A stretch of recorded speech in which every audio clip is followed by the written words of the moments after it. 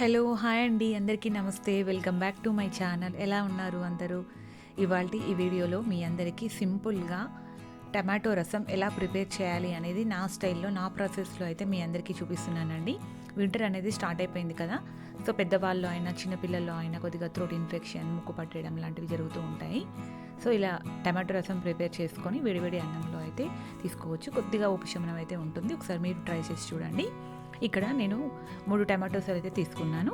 దాన్ని కుక్కర్లోకి తీసుకొని ఒక 2 చింతపండు రిబ్బలు కూడా తీసుకొని దాంట్లో ఒక 1.5 గ్లాస్ వాటర్ అయితే పోసుకోవాలండి బాయిల్ అవ్వడానికి. కుక్కర్లో కాకుండా నార్మల్గా అయినా కూడా దీన్ని మనము బాయిల్ చేసుకోవచ్చు. కుక్కర్లో అయితే కాస్త త్వరగా అయిపోతుంది అనేసి నేను కుక్కర్ పెట్టాను. మూత పెట్టుకొని ఒక 3 to 4 విజిల్స్ అయితే రానిచ్చుకోండి. అప్పుడు టమాటో అనేది మెత్తగా అయిపోతుంది. అది మీ కుక్కర్ చాయిస్ని బట్టి రానిచ్చుకోండి విజిల్స్ అనేవి.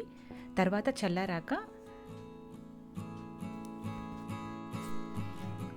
మూత ఓపెన్ చేసుకుంటే ఇలా టమాటోస్ అయితే మెత్తగా బాయిల్ అయిపోతాయండి. సో వేడివేడిగా ఉంటుంది కాబట్టి వాటిని మనం మెదపలేము. స్మాషర్ తీసుకొని దాంతో కాస్త ఇలా అయితే మెదుపుకోండి. తర్వాత ఇలా కాస్త స్మాష్ చేసుకున్న తర్వాత కాస్త చల్లారిన తర్వాత ఒకవేళ మనకి టమాటో అనేది గట్టిగా అనిపిస్తే చేతితో కూడా ప్రెస్ చేసుకోవచ్చండి ఈక్వల్గా. తర్వాత దీన్ని టమాటో రసాన్ని అయితే ప్రిపేర్ చేసుకొని తర్వాత స్ట్రైనర్ తీసుకొని ఇంకో గిన్నె పెట్టుకొని ఆ గిన్నెలోకి స్ట్రైనర్తో ఈ టమాటో రసాన్ని అయితే మనము ఫిల్టర్ చేసుకోవాలండి. ఇందులో ఉండే ఇత్తులు, ఆ పల్ప్ అనేది సపరేట్ అయిపోతుంది.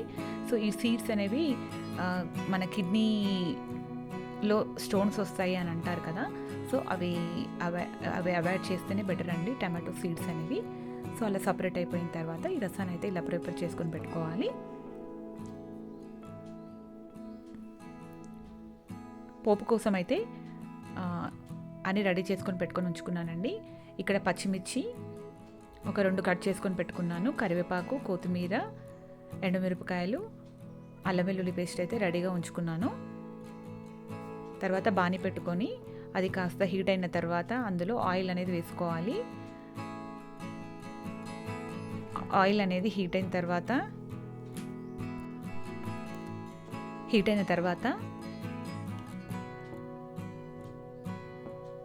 అందులో కొద్దిగా ఆవాలు, కొద్దిగా జీలకర్ర వేసుకోండి. అవి కాస్త చిటపటలాడినంత వరకు ఉంచుకోవాలండి.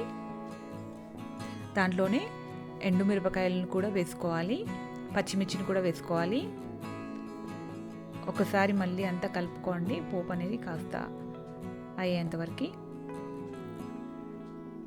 దీంట్లోనే కరివేపాకును కూడా వేసుకొని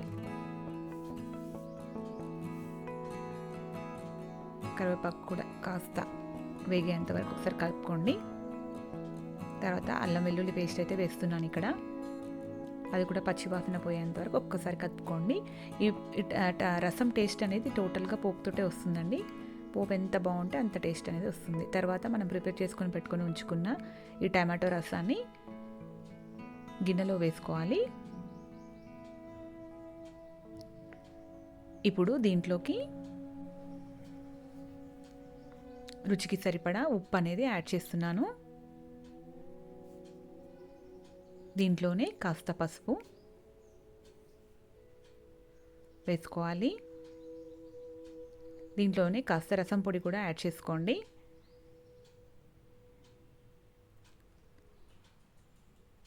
రసం పొడి వేస్తే కాస్త టేస్ట్ అనేది ఎన్హాన్స్ అవుతుందండి. దీంట్లోనే కొద్దిగా కొత్తిమీరను కూడా కట్ చేసి వేస్తున్నాను.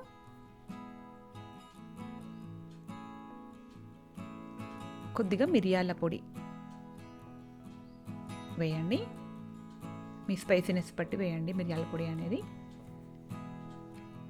దీంట్లోనే కాస్త ధనియాల పొడి కూడా వేసుకోండి. ఇవన్నీ వేసాక సిమ్ మంట మీద ఉంచేసి 5 minutes అయితే ఉండనివ్వండి.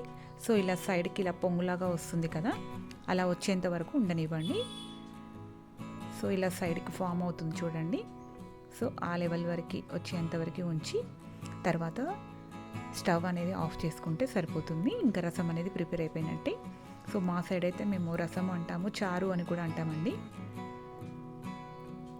సో దీన్ని మనము సర్వింగ్ బౌల్లోకి సర్వ్ చేసుకుంటే సరిపోతుంది.